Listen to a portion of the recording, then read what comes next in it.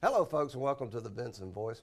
This month is National Occupational Therapy Month, and so our occupational therapists don't get a lot of love because they're kind of behind the scenes, but they need it because I'm going to tell you something. The work they do is critical, not just to our veterans convalescing and getting well, but for having a quality of life. And I've met a lot of folks lately who've been going into the field of occupational therapy, rehabilitative therapy, and I'm really proud of that because we need these folks. And so this whole show this week is going to be about our occupational therapy folks. And we're going to get the ball started here with our senior occupational therapist, Mr. Roy Amon. Roy, welcome to the show. Thank you. Now, Roy, you've been here a long time. 30 years. 30 years. Next year it'll be 30 years. So it's fair to say you've seen a little bit about occupational therapy. Yeah, been around quite a while and have seen the transition from when we were in the basement on 11C to designing this new clinic and moving over, and so seen a lot of changes. Yeah, because we're going to show you all some really nice shots of the new clinic. It's beautiful. It's one of our showcase places here at the Medical Center. They did a wonderful job a few years ago of revamping this, make it more accessible for our veterans, so we're really proud of it. So Roy, 30 years, what gets a guy into occupational therapy, do you think? You know, I started off thinking that I wanted to make a career in nursing. Okay. My father was the associate chief of nursing out here, and both my brothers are RNs. And it goes back to, I guess, our old chief, Dr. Rao. He was the chief of rehab, and he sought me out when I was in nursing service and asked me to come work in rehab. So you weren't even an occupational therapist? I was not. Actually, I'm one of the homegrown OTs here. I applied for the upward mobility program. There you go. And the VA paid for my schooling, my leave. I just had to pay them back in time. Wow. And so that was 20 plus years ago. Boy, your story is just full of interesting The VA's been good to me. Yeah. The VA has been good to me. It's not just, upward mobility. What Roy's talking about is the upward mobility program. We have some fields here that we're able to design so that a person who's not in the field or at a lower level in the field can actually work and get trained and get their education while they keep working and then end up in a higher position or a new position, which is what Roy did, and that's fantastic. And the unique thing about that was we had not had a occupational therapy professional. Right. Everybody was unlicensed, working under the direction of Dr. Rao. Yeah. And so we had not had OT here because in years. It's it's only been in recent years, really, that the occupational therapy and rehabilitative therapy professions have gained the prominence that they needed, because it was kind of like an adjunct before, right? There's a little confusion on the delineation between OT and PT and things like that. So, but yeah, it had been years since they had had an OT here. The upper mobility program, for the most part, it seems like it was geared toward nursing. Yeah. But we had such a need here that it worked out well. Well, it worked out. It sure really did. We got you for 30 years. Absolutely. And then you said your dad was the chief nurse. He was the associate chief of nursing. Yeah. I love to hear the family connections. Oh yeah, yeah. And both my brothers work here now. Brothers, I know when I was chief of police, we had one of my police officers, one of my acting captain at the time, had 10 or 12 members of his family work here. One of my sergeants had 8 or 10 or 12. It's just wonderful. It's family tradition. Look, I cannot complain. The VA has been good to the Ammerman family. That's outstanding. Well, you've been good to the VA. We appreciate it, Roy. So, Roy, when you talk about physical therapy, I got to admit, before I got into healthcare and I heard physical therapy, it was kind of like voodoo to me. I didn't. Right. Now, okay, you manipulate body parts and stuff, but it's a whole lot. It's so much more. There's a whole lot. And one of the common misconceptions between PT and OT is, if you're working on strength, what is the difference between the two? And if you sum it up in a word, OT is about function. Yeah. We all work on physical disabilities or trying to recuperate someone from, if it's a physical ailment, it could be stroke, it could be multiple sclerosis, it could be a lot of different things. But the difference between PT and OT, really, the one word would be function. I care how strong you are, I care how far you can walk, but only as it pertains to function. How you can use it. I care, can you get out of that chair, get on and off a commode safely? Sure. Do you the basic functions of life. Do you have the dynamic balance to bathe and dress yourself? Right. Getting back to those things that you need to do. Because used to we would do the surgeries and stuff, the corrective stuff, but then too often we fail to realize if we don't do the rehabilitative part, what have we achieved? You're risking new injury. And OT is just really good at identifying what that patient needs. Right. My goals for you in rehabilitation may be totally different than what you want to get out of it. That's right. We've had a lot of outpatients that after shoulder surgery, you'd think they want less pain, they'd want more motion. And they come and say, just get me swinging a golf club again. Yeah, yeah. You know, and that's what's important to that patient. Right. So it's really patient-centered on what that goal is going to be. I tell you, years ago, Roy, I had a firsthand epiphany about this kind of stuff because years ago I used to be weight trained, powerlifting and that stuff, and I had a shoulder injury. And I got the shoulder surgery, went great, and they were saying, okay, now Frank, you've got to go do the rehabilitation part. And honestly, at that time, I'm thinking, okay, if they want me to, I'll do it. But I can't imagine it really helps. Well, guess what? It was incredible. Right. It was, they did, you know, we did the manipulations, we did the heating, we did the all the stuff that had to be done to get that shoulder. They addressed a lot of things you weren't They did, thinking and I had no, it was really eye-opening because I wouldn't, honestly, if my doctor hadn't just insisted, I would have blown the whole thing off. Okay, the surgery's done its own knee, but it really turned out to be very important to my, and got me back in the gym that much quicker and doing weights I'd never done before. That's what makes us come back every day. That's fantastic. You know, those success stories that you're just a tool and you're part of that avenue, but it's getting that veteran back to high quality. What they want to do. That's right. That's right. And I know producer Greg's going to get us some good B-roll on your operations here. It's a fantastic place. Right. And as always, if you want to take a tour of the operation anytime, you're welcome to come in. Just give me a call, Dr. Frank Jordan, at 478-274-5440, or shoot me an email at frank.jordan@va.gov. We'll give you a tour of the whole place, and especially occupational therapy. We got students here. We got the whole crew, and Roy and his folks, they are just on the job. Roy, what is it like specifically to work with veterans for 30 years, though? You know, let me kind of sidetrack because you said something about students. We're one of the few clinics left that have affiliations with a lot of the different OT programs in the state, Medical College of Georgia, Middle Georgia State College. We've got a student right now that's with us, and what I try to tell them when they come here, especially if they've never worked with the veteran population, is the story. Yeah, that's right. You pay attention to the story. Man after my own heart. You wouldn't believe some of the hear. sacrifices these guys have made, and they're not asking for much. No, they're not. They're just asking for help. What they've help me get back to the respect they deserve. That's right. And so it's really a rewarding area to work in. We get to do adaptive equipment. We get to do electric mobility. We get to do home modifications. All the stuff you see on TV. Amazing stuff. Yeah. And I agree with you, Roy. It's like I tell you, our veterans here are living history. History walks these halls because if you're a history buff like me, you get to hear firsthand these stories. And we're going to be talking to a veteran in a few minutes who's had some of those experiences. Roy, I want to thank you for everything you've done here for 30 years. Hey. We won't keep you but another 30 years. That's fine. Look, I can't retire till Social Security rolls around. Outstanding. I'm glad to know. So I'm going to be here quite a while. All right. Well, Roy. But I thank the VA for the opportunity to work here. And we thank you for being here, Roy. I appreciate everything you do for our veterans. Yes, sir. And folks, we'll be right back with more Vinson Voice. Glazed and chocolate-covered donuts, cheese straws, brownies, and bonbons too. Pettifers, pies, and pastries made just for you. Wedding cakes, birthday cakes, and cookie trays custom made for your special day. Williamson's Bakery is conveniently located at 1634 Veterans Boulevard in the Oaks Shopping Center. Open Monday through Friday, 6 a.m. to 6 p.m. and Saturdays, 6 a.m. to 2 p.m. Williamson's Bakery, baking everyday specials since 1965. Hello, folks. Welcome back to the Vinson Voice. Next, to continue with our theme of Occupational Therapy Month, we've got a friend of ours here, Mr. Jabbar Duhart. He is a student at Middle Georgia State University, and he's learning the occupational therapy craft, and he's an Army veteran. And we want to thank him for his service. Jabbar, welcome to the show. Thank you. And thank you for your service. So, number one, tell us a little bit about the Army stuff. What happened there? Back when I started, I was 17 years old. I was a junior in high school. And they had this program called Split Up, where you can go in as a 17-year-old kid, and you had to just spend, after your junior year, you had to spend your summer, the entire summer, except for 2 days at basic training. Oh, okay.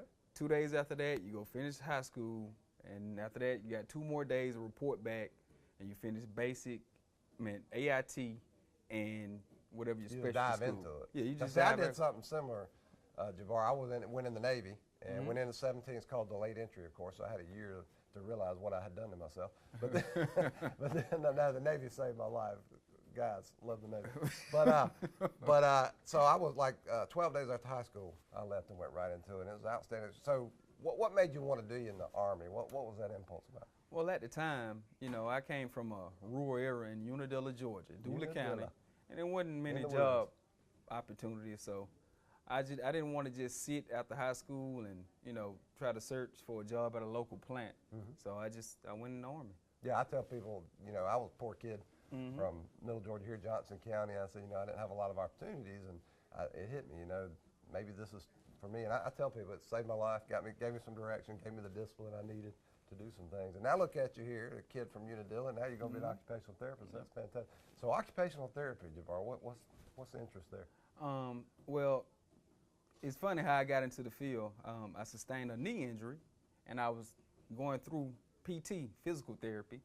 And while I was there, I actually got an opportunity to talk to the physical therapist, and there was some occupational therapists on site about what they do for people.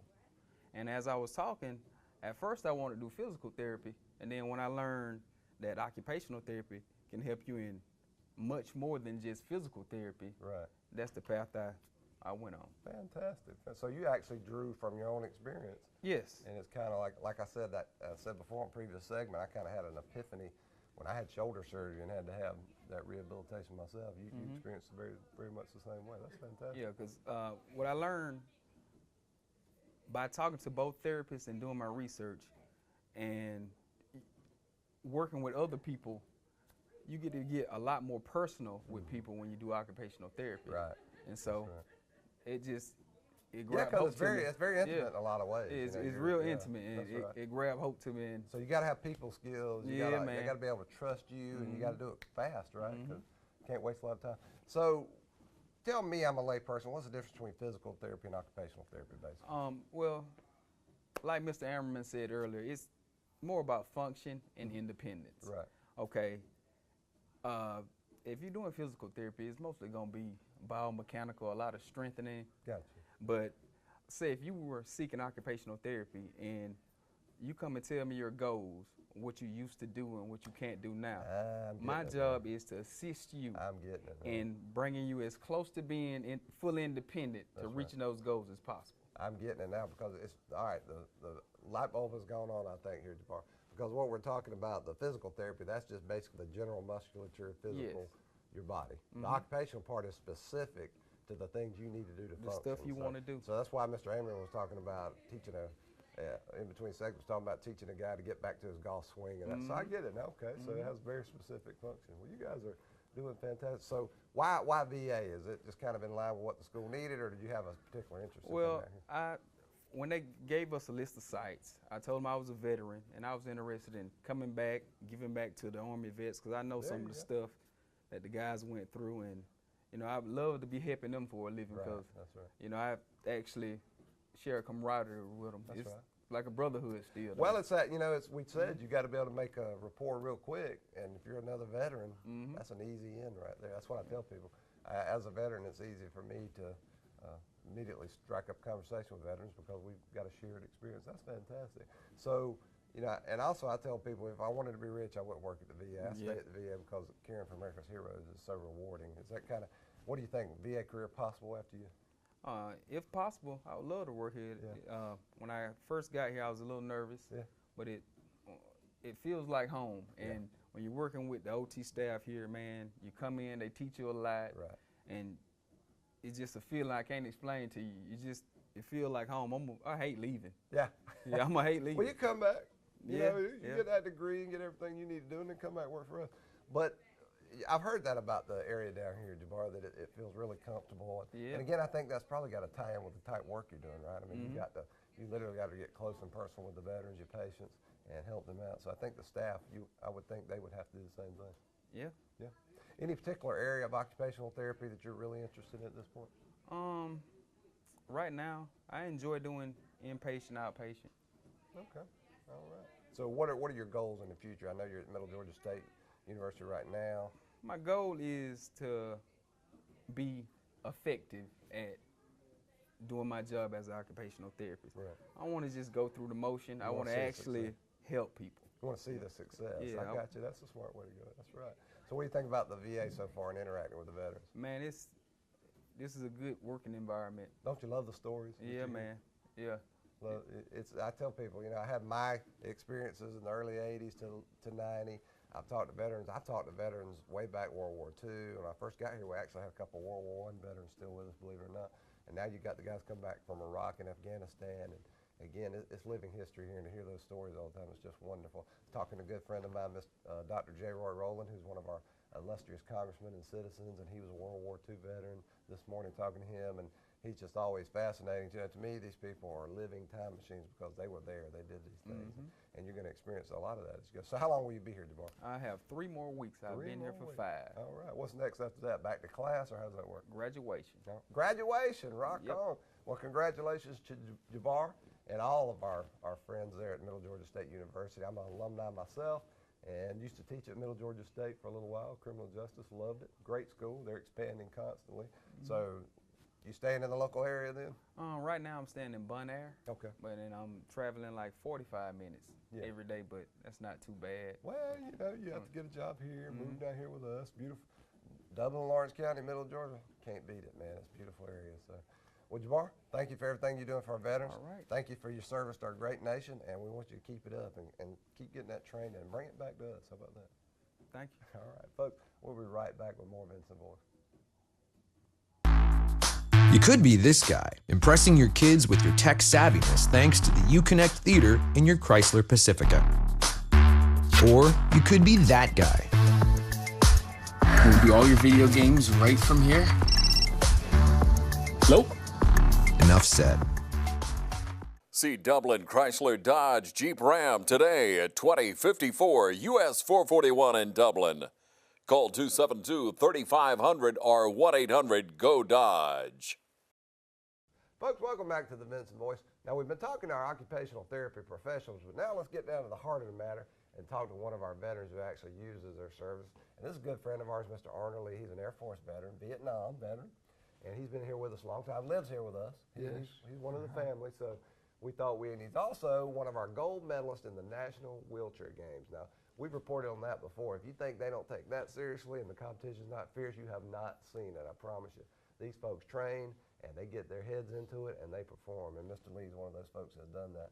And he happens, we were talking in between segments, he happens to be popular with the ladies, too. So we talked about that a little bit. They all seem to gravitate around and want to get a picture. But that's okay. Mr. Lee's a public servant still, aren't you? Yeah. Mr. Lee, welcome to the show. Yeah. Now, tell us a little bit. You're in here. We saw you a little bit on the last segment in the background doing a little bit of occupational type therapy. What has this done for you to try to help your quality of life and keep you going? Well, what this did for me, it gets me out, and I love to come back. This is the beginning of my day to come back here, and I love what I do back here, and it also helped me to participate in the wheelchair game because it makes me stronger. Right. So I just love to come back here. It's critical. You know, I tell you what, Mr. Lee, we used to think in healthcare a long time ago that this kind of thing was kind of an add-on, you know. Okay, we need to do it. Maybe it's not that important. We know better now. We know if you don't get this kind of stuff, your quality of life can suffer for it, and you can't be in the game like you want to be, right?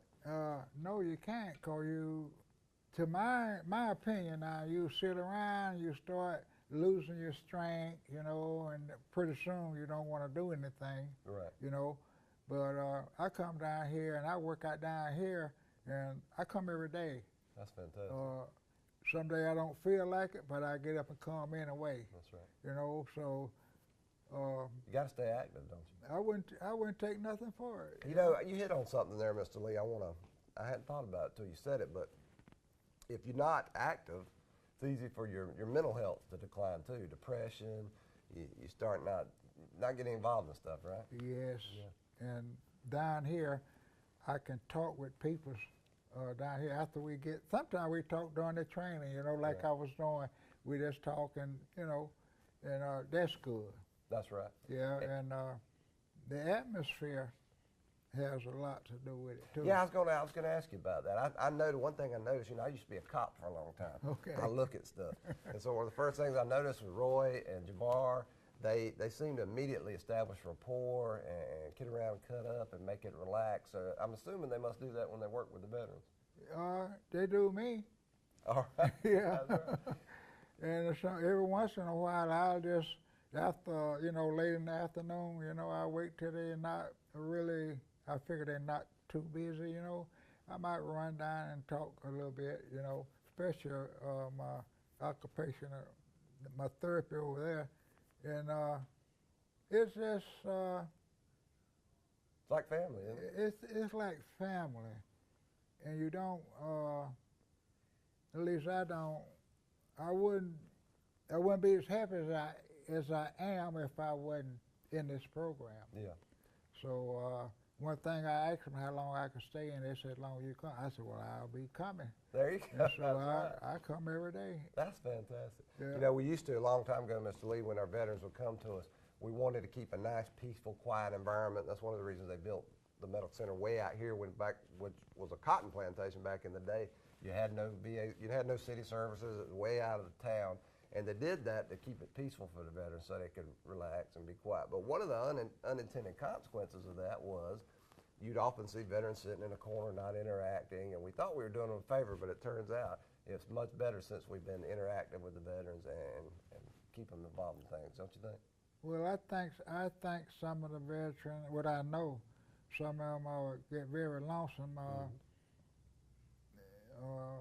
If you're out there and you got a family member here, or if you think there's a friend, you should come out and talk to them.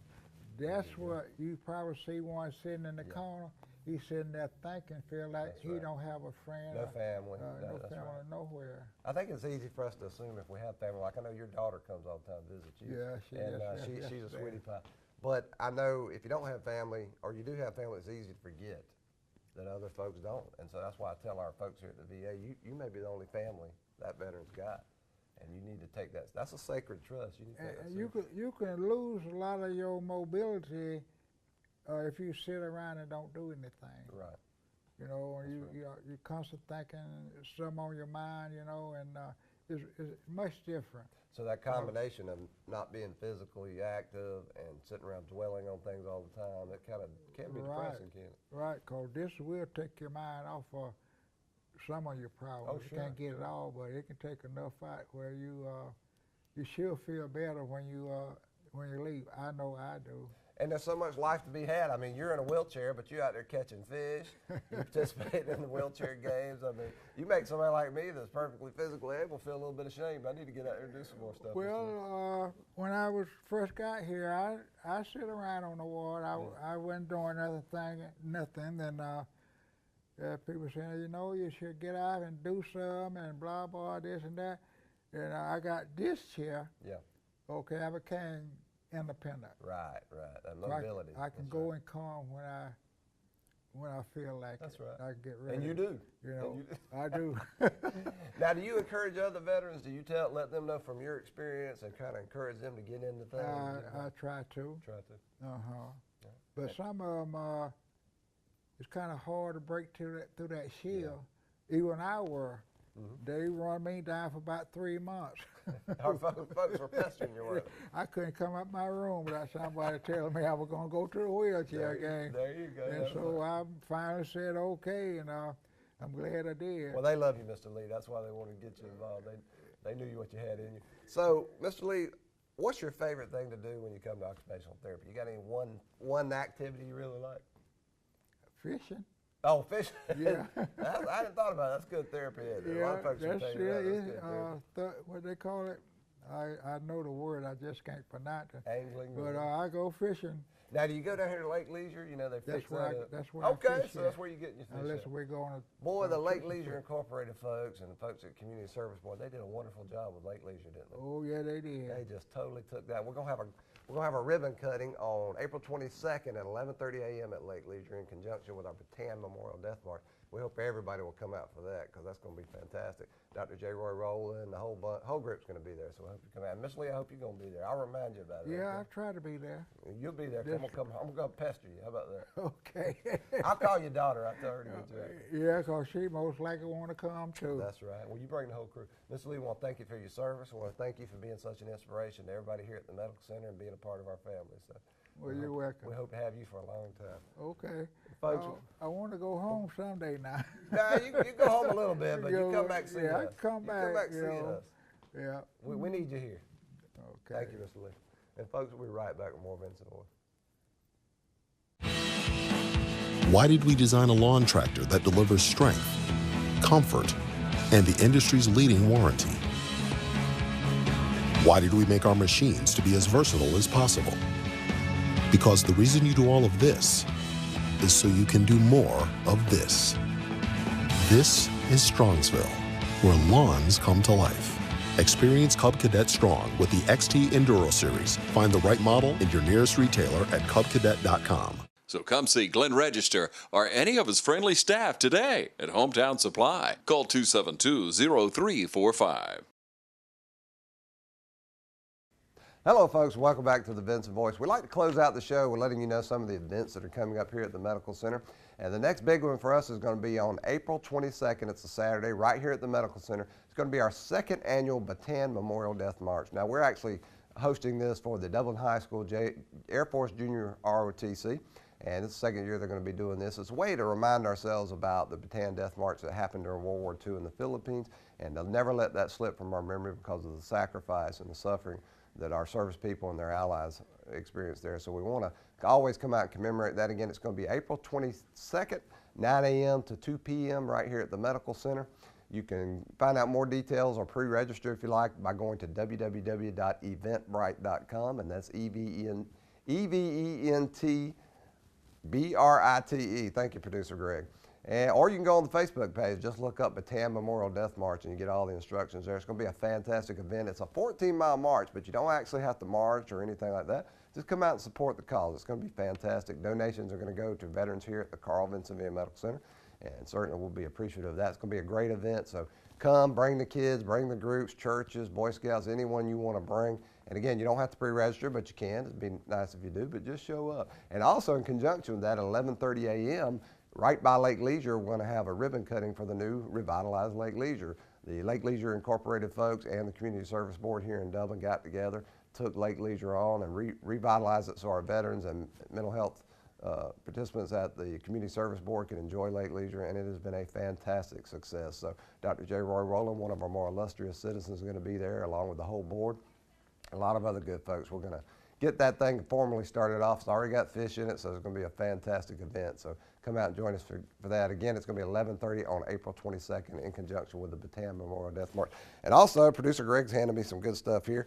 It's time again in May for our National Veterans Golden Age Games. Now, this is going to be May 7th to 11th. We send a team every year, and our team always does very well. So we want to support those guys. We're also going to have on May 5th a pep rally that we do every year for the guys to send the team off. Well, keep an eye on our Facebook page, Dublin VA Medical Center, and you'll see that pep rally video we post on there and other stuff, and we keep up with the games that way. As the results come in, you can see how our veterans are doing, so we certainly hope you'll support them by liking what you see and sending them your love and support. Also, on May 17th is our annual VA 2K Walk and Roll. Now, we've been doing this for several years. VA 2K Walk and Roll brings awareness to not only veteran homelessness, but fitness generally. So it's a fantastic way to get out the word about those important things. And in conjunction with the Walk and Roll, we're going to have a community health fair right on the front lawn, so it's going to be fantastic. All kinds of folks are going to show up. We anticipate a big crowd. Again, May 17th, it's going to be 9 a.m. to 2 p.m., the VA 2K Walk and Roll. We hope you can come join us. And also, folks, don't forget, get on our Facebook. Just look for Dublin VA Medical Center on Facebook, like our page, share what you see. It helps us get the word out to veterans and those who love veterans, other stakeholders, about what VA offers and what can be done here at the Medical Center. The more you share that information, the more veterans we reach and the more veterans we get to care for. So we really appreciate your support. And we also have a Twitter feed. It's at VA Dublin, and that's all you got to do. And you look for, again, all kinds of great information. And don't forget our internet site. Got a lot of good info out there as well. And we hope you'll watch the Vinson Voice every week and encourage everybody else to watch it. It's our way of getting out the word about what we do here at the Carl Vinson VA Medical Center and in VA. And we always we want to thank TV 35 for giving us this time every week to talk about veterans issues and the medical center. So until next week, I'm Dr. Frank Jordan, your host. We'll see you then.